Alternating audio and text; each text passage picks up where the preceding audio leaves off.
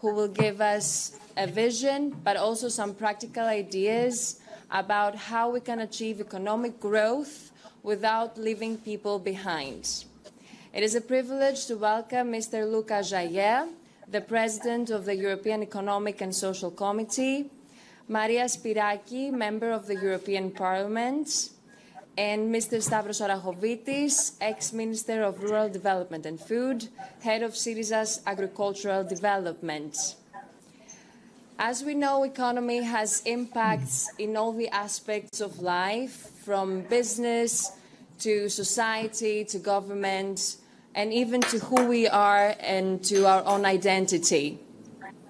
Achieving inclusive growth is essential. With that said, I would like to ask our panelists to set the stage for us by answering what is the context for inclusive economy, where do we stand today, what are the worries, but also what excites them. Please, I would like to start with Mr. Jahier. Thank you so much, Mrs. Patrinu. Thank you so much, Mrs. Patrinu. I hear a terrible echo. I hear a terrible echo.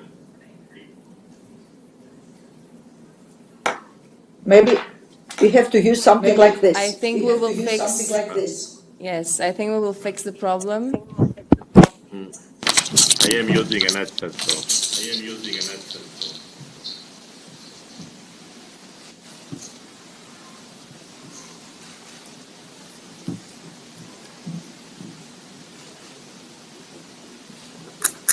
Should we continue with Mrs. Maria Spyraki till Mr. Jahier is ready to start? Because we only have 25 minutes for our discussion. Please, Mrs. Spyraki, if it's okay. Okay, yes, please. Is it fixed or is still a problem? It's not fixed. It's live.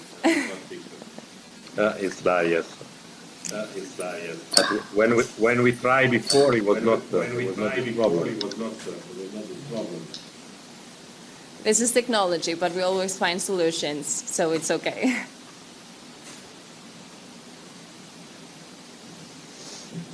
Is it working better now?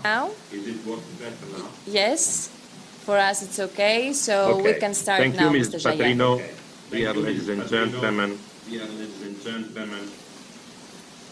I wish to thank the organizer of the Olympia Forum for inviting me to contribute, although in this very virtual manner. The pandemic of COVID-19 that we are still facing is the worst challenge that the EU has had to face since its creation, and for sure the worst after the Second World War. In its summer forecast, the European Commission states that the euro area economy is estimated to contract about 8.75% in 2020. But it was a very, very prudent forecast. As the figures that are now coming out say that perhaps we will go to 12%. And as we know, this is the statistics that don't make clear that in some regions it is quite worse, where in others perhaps it's less worse. Certain sectors are particularly hard hit, and we will see many businesses closing in the months to come. The ESG has concluded that in the current situation of great uncertainty, only a comprehensive European economic recovery and reconstruction plan would allow us to cope with the consequence of the pandemic and to rebuild a more sustainable and resilient European future.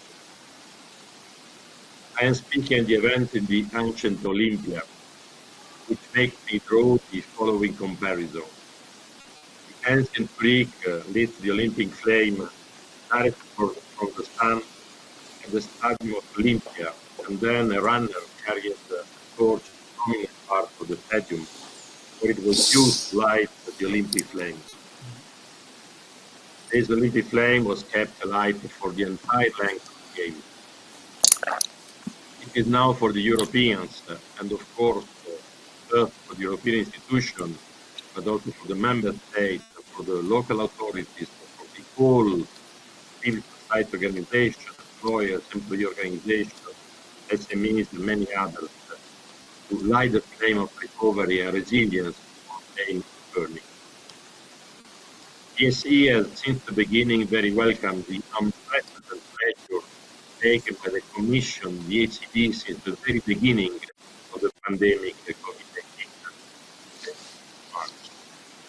And we have particularly welcomed the Commission proposal that is calling for a 1.85 trillion recovery package that was last discussed by European leaders at this summit at the end of July. We think that the European Council deal has been unprecedented in terms of volume, content, and duration. For the very first time, the European Union will be able to take the European debt to cover European grants for the countries and the regions most affected by the pandemic. For the very first time, there is a true solidarity and a true transfer from the richer region to the poorest and most affected one. The cohesion policy, according to the strong calls of the ESG, has been fully enshrined in the MFF and the recovery facility.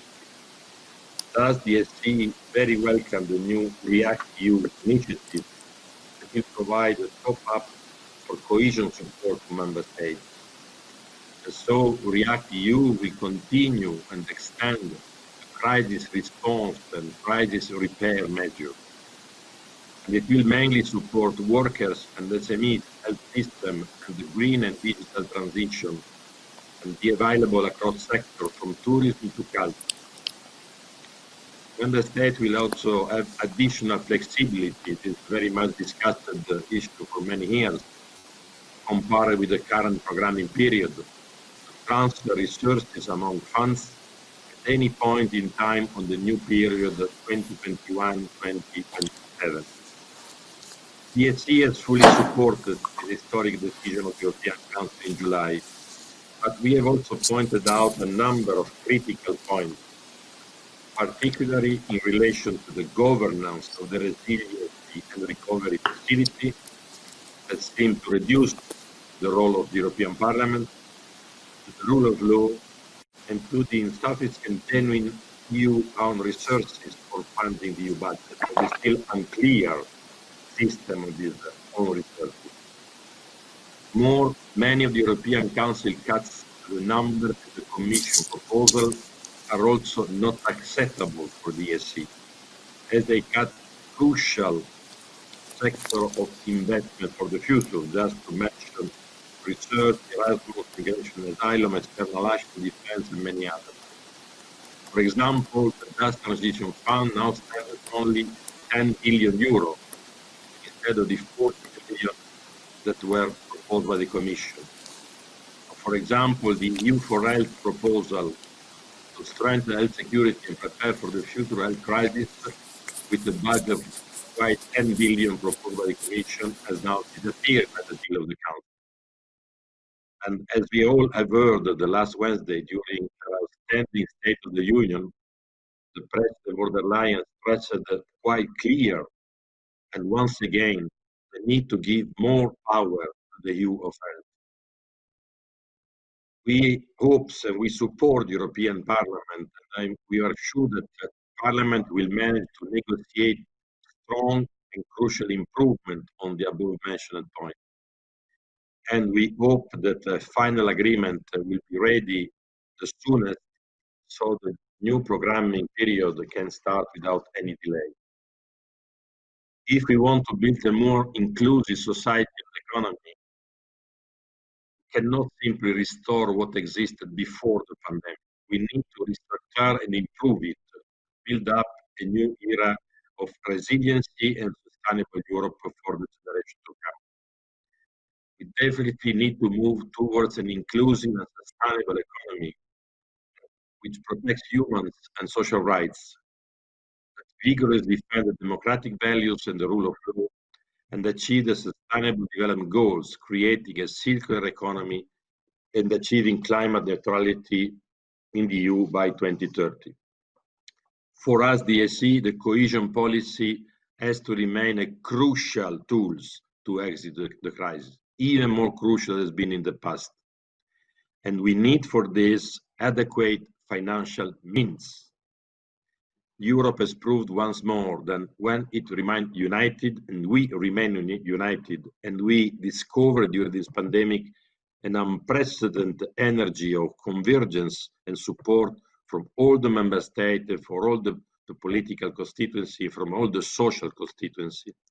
When we do this, we can give crucial and concrete answer to our citizens in Europe and also open windows of future in external relations. Thank you so much. Much, Mr. Jahier. We only have about 10 minutes left, so I'm going to Mrs. Spyraki. We heard about coronavirus from Mr. Jahier, so I'm going to bring that subject. EU leaders agreed in a historic recovery fund, but now the important thing is where should we spend this money? Is there really one rule book in Europe so that the absorption of available EU funding will be easy, Mrs. Spyraki?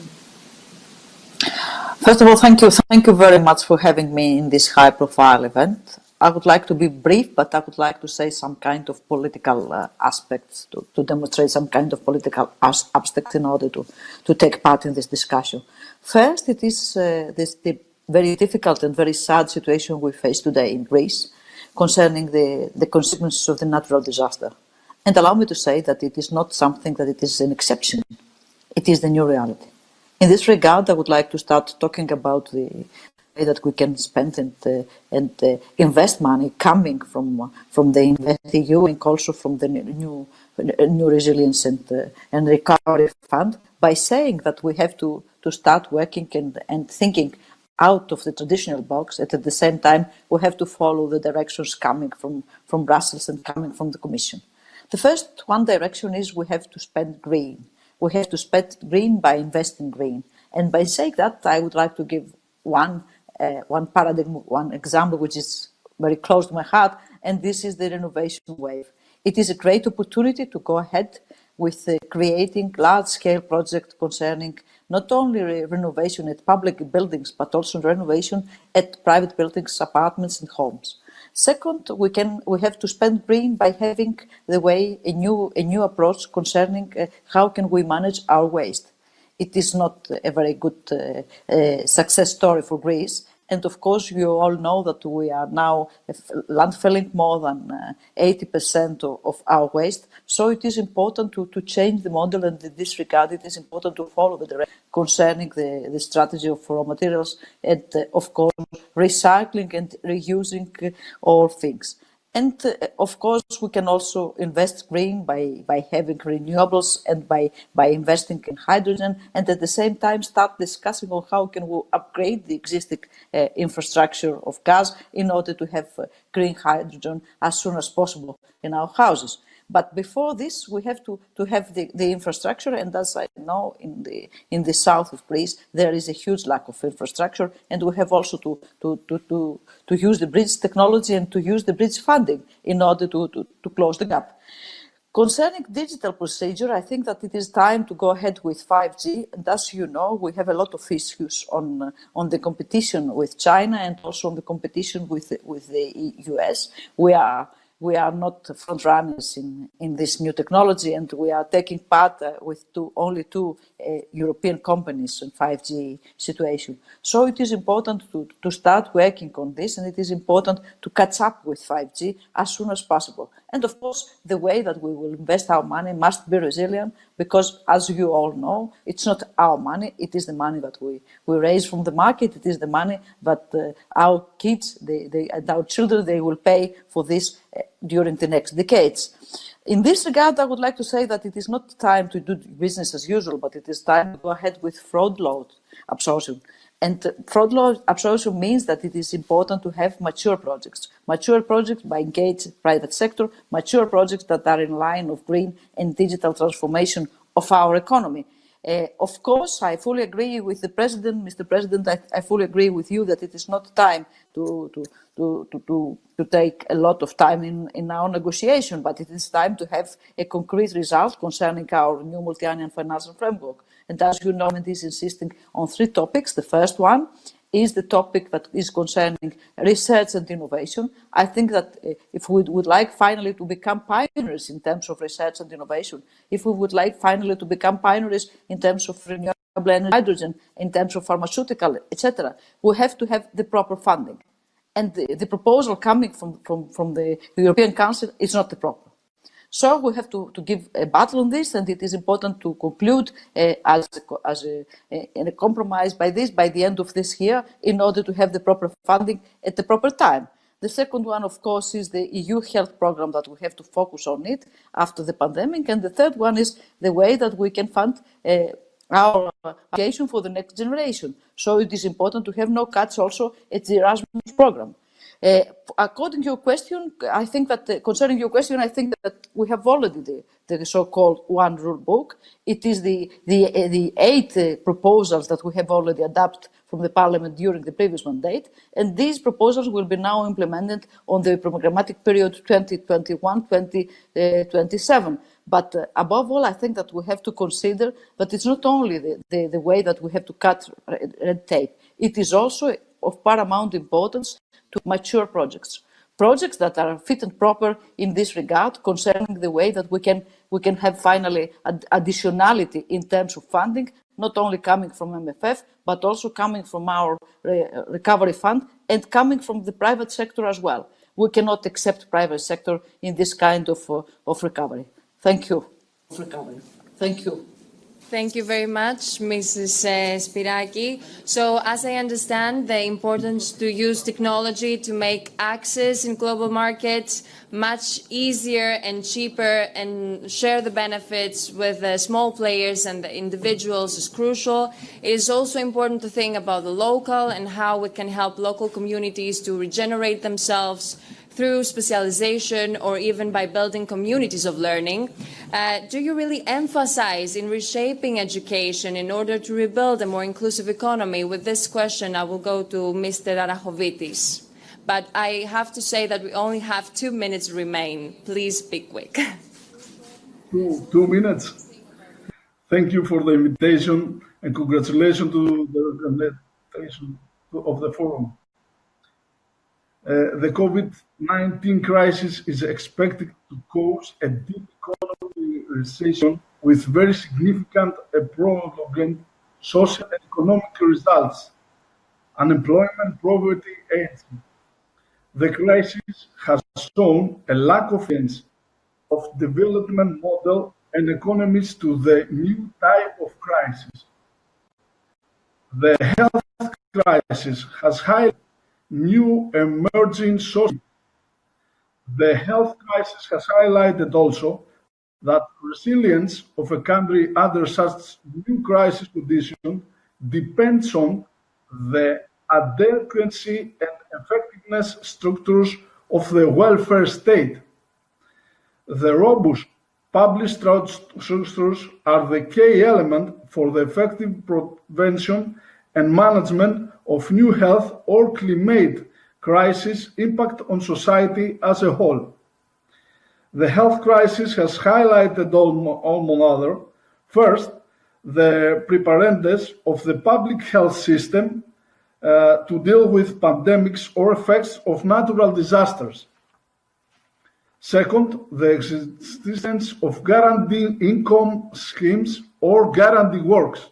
And third, the fast and effective transformation of the education system to digital teaching of high quality and accessibility for all. So, COVID-19 crisis boosts a rich public debate on next day to plan its recovery policies in economy and life, taking into account the lesson learned on pandemic.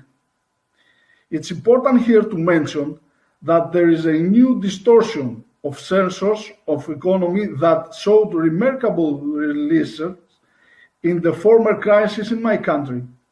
Primary production, processing industry and tourism that were not affected previously are hardly suffering during this new COVID-19 crisis. The crucial issue of social resilience is linked directly that's of the adequacy of fiscal policy to cover existing and emergency social needs. The crisis revealed that those needs can be covered and solved with the adoption of neoliberal policies. On the contrary, they lead to less preparedness of the public health system, of the increase of unemployment and the exclusion to adequate education. They facilitate the dramatic increase of inequalities and exclusions. Neoliberal policies lead to an economy of exclusion. The only alternative, but also ambiguous scenario to our point of view, is that economic recovery is obtained with key elements, the fight against social inequalities, the support of employment and the social solidarity, and the promotion of equity on education. So, when talking about the future of Europe, we need more social cohesion. We need to create a Europe that is more attractive to its citizens, with less austerity, and a Europe with more growth and solidarity, with a fair distribution of rights and obligations. Thank you very much. Thank you very much. So through this session, we all understood the importance of building an inclusive economy. We have to ensure that economic growth will have a human-centric approach. I would like to thank you all for participating. Have a nice day.